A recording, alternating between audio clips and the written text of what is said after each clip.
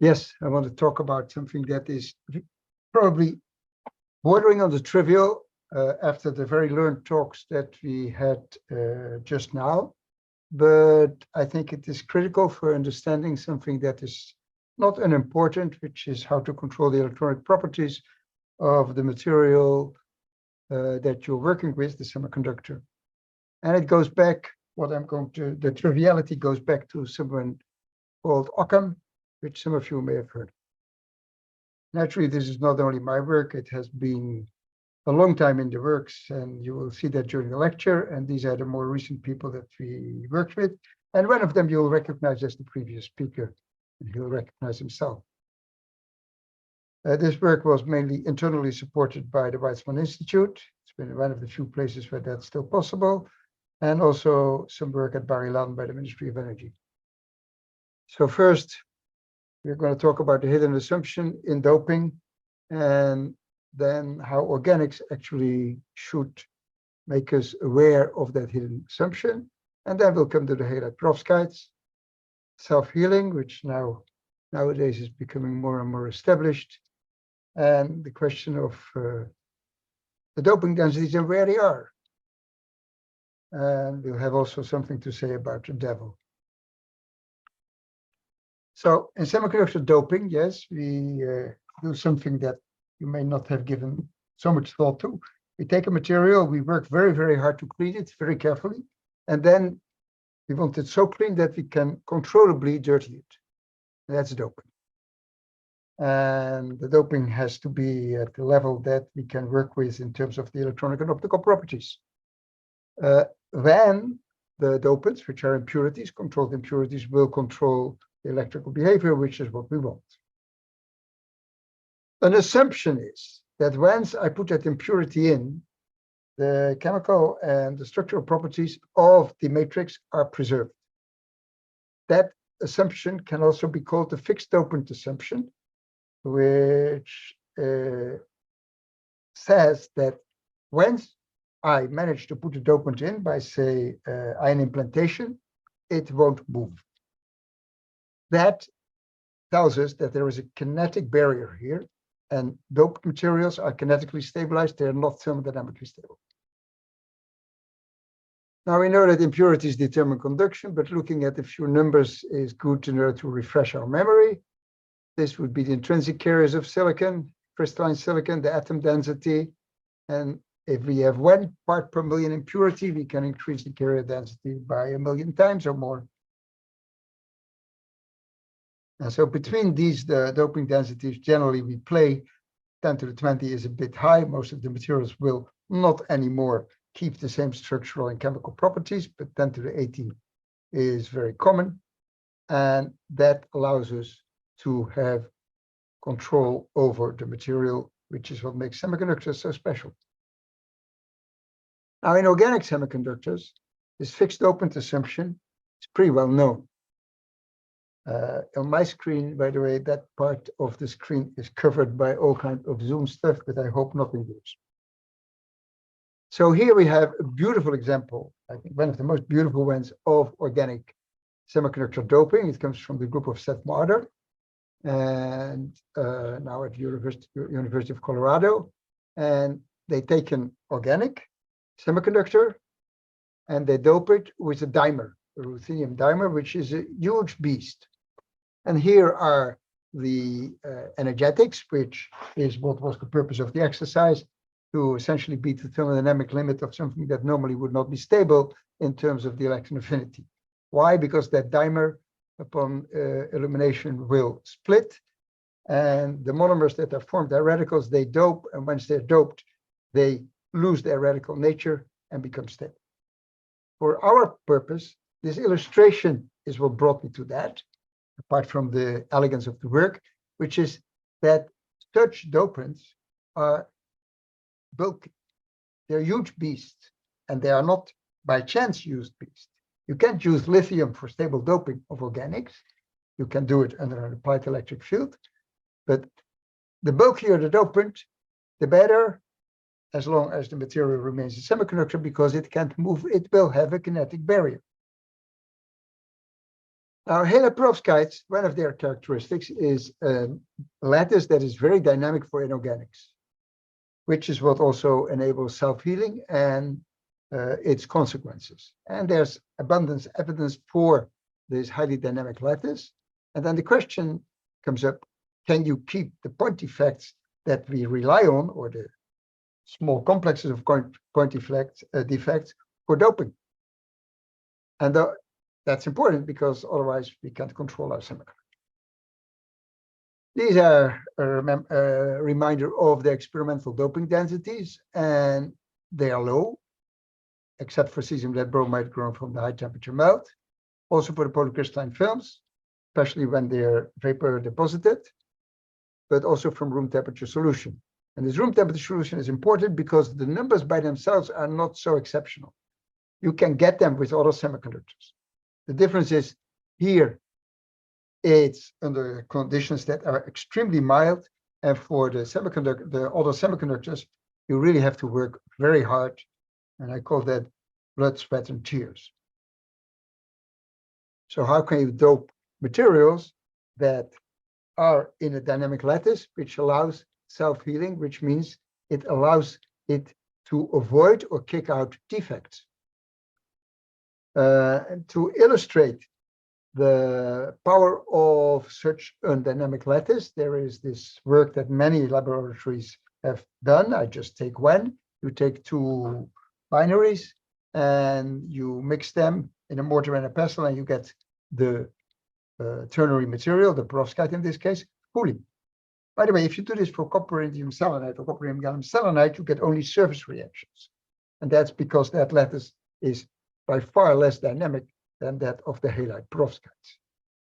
And however, there's a message there, because if I use nanoparticles of copper indium gallium selenide, I can get complete conversion, notwithstanding the kinetics.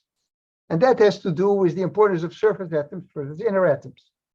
And this is a picture, a cartoon from a paper in nanomedicine, but the story, the point is the same, that the specific surface area compared to the particle of the nano, of the size, the diameter of the nanoparticle, or the particle itself, will increase enormously naturally as we go to smaller and smaller particles until everything is surface. And what is surface, I'll briefly touch on it in the final slide. So we can now make a simple calculation using either Schottky or Frankel defects, and calculate by making some estimate, some intelligent, hopefully, guesses of the formation energies of defects, and get the thermodynamically stabilized defect density. And that is for single crystals, somewhere around 10 to the 10 per cubic centimeters. And for thin polycrystalline films, it can go from 10 to the 12, 5 times 10 to the 12 to 10 to the 16. If you work very hard, 10 to the 17. And the formation energies that you expect are given here. And this 1.4 eV formation energy fits well with what was derived for lead bromide, at least from radioactive tracer studies. So I can now do a calculation where I take the surface defects per unit volume. Because if I have the density of defects on a surface, then I can take that number of defects and use the volume that is within that surface to get an equivalent surface volume density. And if I do that, it will depend on the grain radius, and we'll see in a minute in a very simple calculation how that works numerically, how I get to these numbers, that if you have grain radiuses from what you have a lot in halide perovskites here, and here are the single crystals, you would get this type of equivalent volume densities, depending on how much of the surface is defective and electrically active. If you measure everything by electrical activity or electronic activity. And for single crystals, that's much lower. So here's the simple calculation, and you'll forgive me that don't fall asleep. Yes, this is very simple. So if I compare the surface density of defects and the volume density of defects, it will be a number x or a number sigma or n divided by the actual number of defects x or y, which I gave you. And if we assume x equals y, which is the case that I'm trying to make, that where the surface defects are essentially what determine the volume defects, then you get to this very simple relation, which if we take, for example, 10 to the 12 per square centimeter for the surface density, which is equivalent to 0.1% of surface sites on a material like Halide Perovskites or cadmium telluride, then and a diameter of a grain, which is 1 micron, which is very large for Halide Perovskites, but reasonable for large grain telluride or CIGS, you get a volume equivalent doping density of 3 times 10 to the 16, which is already within the normal ballpark that we're talking. Doing this is at the basis of what's called sometimes surface doping, surface transfer doping, and remote doping. They're all the same.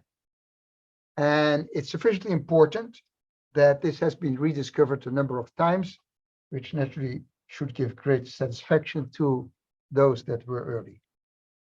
So, and I'm one of those, because in the late 80s, together with my colleague Roman Luffy at what is now NREL, we figured out a defect chemical explanation for what at that time was a magical air annealing treatment that had to be given to cat sulfide copper selenide solar cells. And we said it has to do with the oxygen that comes as molecular oxygen splits after phase disruption on the surface and saturates an unsaturated indium on the surface. Why an unsaturated indium? Because the surface, and there's no surface reconstruction, at least not in air, that we are aware of, and you get to the surface selenium vacancy in this case, which is electrically active. You come with the oxygen needs an electron to make a bond, and as a result, you p-dope the material. We extended this to all chalcogenides and to oxides, and we were very happy that we had a very general model. This was published in what is now Solar Energy Materials and Solar Cell. We went further, and now you will see that Moore was part of this group, where we looked at the effect of sodium, which nowadays is potassium, sometimes cesium, for these materials to make them more optimal for optoelectronics, and connected that to the fact that these are actually catalysts for oxygen adsorption on many materials, on many semiconductors. Unbeknownst to me, at least, in 1962, there was a Japanese patent on gas alarm devices, the Taguchi one. It's still called Taguchi. And in 88, there was an explanation, which was a very empirical explanation of that in sensors and actuators. So far from our model, but it was definitely an attempt.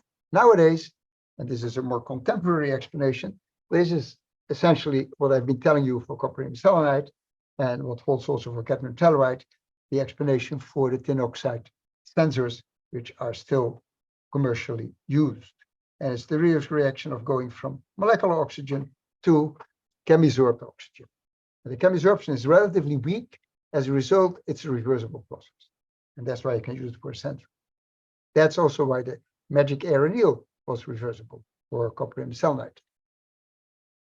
This was rediscovered in 2006 and redoped surface transfer doping. Then it was mainly on diamond and later extended to graphenes and nanotubes. And we then also extended it later to organics. And this is an area that where you take the surface, you put a strong electron donor or acceptor on it, and as a result, you can change the doping of the volume. It can be done on 2D semiconductors. This is another piece of work from Singapore, where you, in this case, have molybdenum sulfide, if I'm not mistaken, molybdenum selenide, and you see in the lower left corner the pristine and the oxygen treated ones in terms of the current that they get in this kind of device structure, which is a 3-electrode device structure. And the cartoon that then says, gives you the various possibilities: permanent oxidation, substitution, or absorption, which is reversible.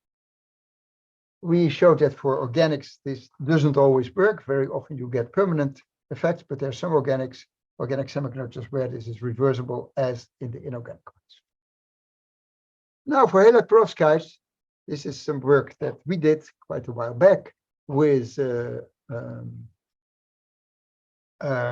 people at the Weizmann, students and postdocs. And we looked at various substrates for metal ammonium lead bromide polycrystalline films.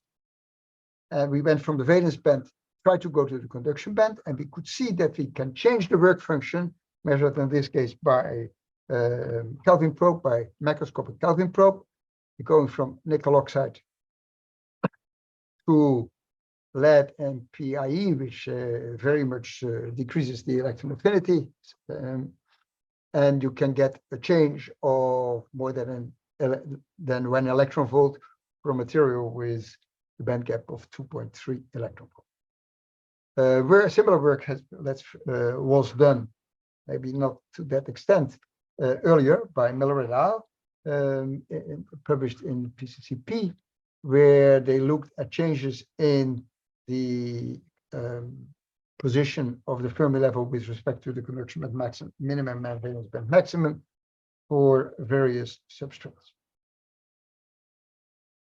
These are the data on which you can base these conclusions, in this case UPS, which shows you if you go from nickel oxide to titanium oxide, this work from the Cahen group, Philip Schultz, who will talk at this meeting, you can get a 700 millivolts shift in work function for the smaller band gap iodide. I first talked about the bromide. And that's also reflected in the valence band features.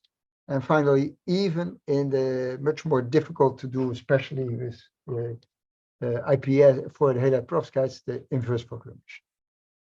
So this is also sometimes called substrate doping, but it naturally that divides a little bit, hides a little bit what's really going on. Here's beautiful work from the group of Norbert Koch and with my colleague Lior Kronik and his student, where they did this nitrogen to air change instead of this different substrate, or because they worked in a photoemission system for metal ammonium lead iodide. And although there's only 1 point in between the extremes, the message is very clear that this is the same behavior as what we saw for copper and selenide in the 80s.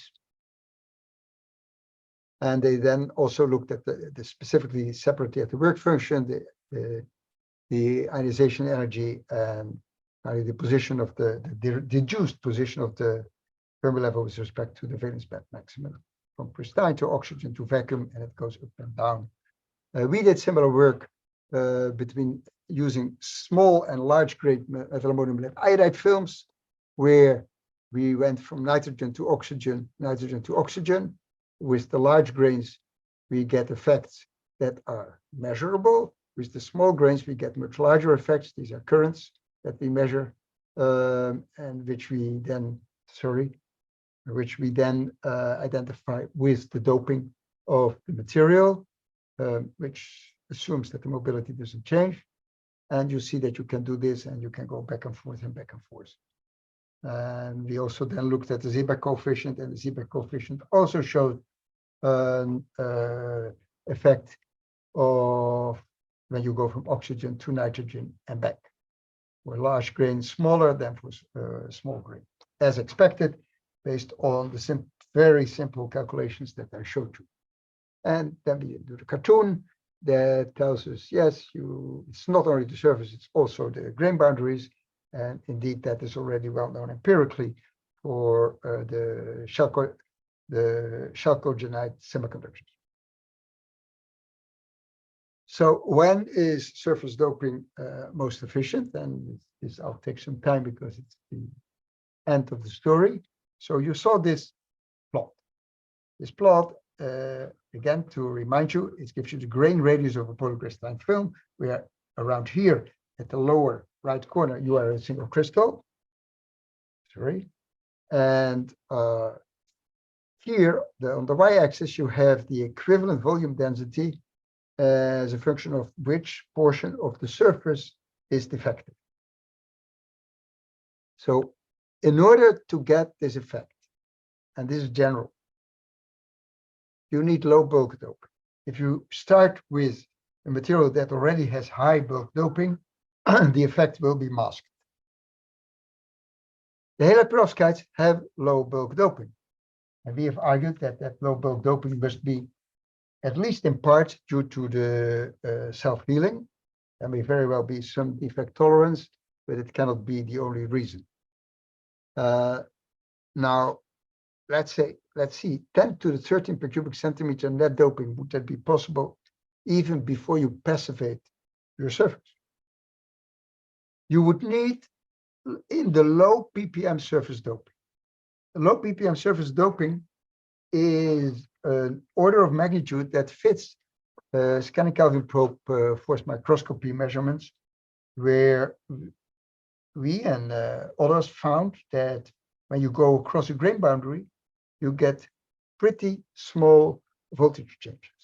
At the time, for people who came from organic semiconductors, the 30, 40 millivolts that were found were considered very significant. They are naturally very small if I compare it to inorganic semiconductors. Now, how can we get such low surface doping? Low surface defects, which I here already have assumed to surface doping, sorry. And that has to do with that if we have a highly dynamic lattice, we will have a surface that, unless something drastically happens that hinders it, will be even more dynamic. Because that's a general phenomenon for materials. There's a Lindemann criterion that some of you may know of, which gives you an idea of the mean square displacement of an atom at the surface, which will be at least 1/10 of the interatomic distance. There's also the Hüttich, or sometimes Taman temperature, which is the temperature at which the surface melts, which can be a third to a quarter of the bulk melting temperature. And that is, logically, because the forces at the surface that hold the atoms on their places are smaller than in the bulk. In addition, in the Halide perovskites, we have some degree of organic, if they're organic inorganic ones, organic surface termination.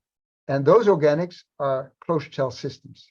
And therefore, they will not by themselves introduce states in the gap. That is the importance of organic ligand surface termination, which you can make better. And there's a whole sub-literature in Halide perovskites on how we can find the best organic ligand for surface passivation. And we will see then the difference in generally the photoluminescence quantum yield. Because now you're in a region where already you have some photoluminescence.